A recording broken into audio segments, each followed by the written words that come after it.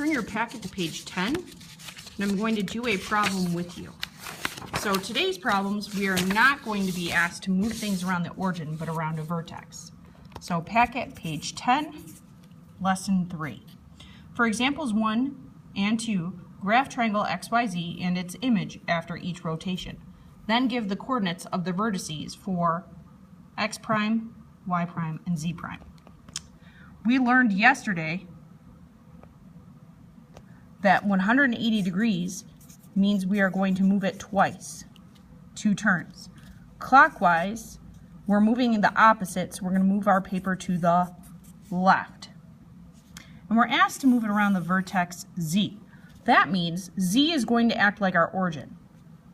I'm going to use my pencil and draw in a new grid where z is the origin. So that's the trick. Now, I want to write down the coordinates for x, y, and z so it's easier to rotate. X is the point -4, 0. Y is the point -2, 3. Please follow along and write this down. Z is 0, 0. And notice that this is based on our new grid. So z would be at 0, 0. Now that we have that, we're ready to rotate. So I'm going to take my packet and I'm going to do 2 turns to the left. 1, 2. So the packet should be completely upside down. We're going to pretend this is our top. I'm going to switch to a red pen. At this point you should have 2 different colors. It makes graphing a lot easier.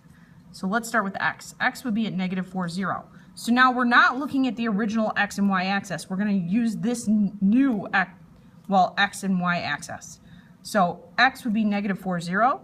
So I'm going to go to -4, 0. 1, 2, 3, 4, 0. I'm going to label this x prime. Y was at -2, 3. So I'll go back to my origin z and go to -2, 1, 2, +3, 1, 2, 3. This is going to be y prime. And then z prime was at 0, 0. I connect the points, and I have successfully rotated this shape around z.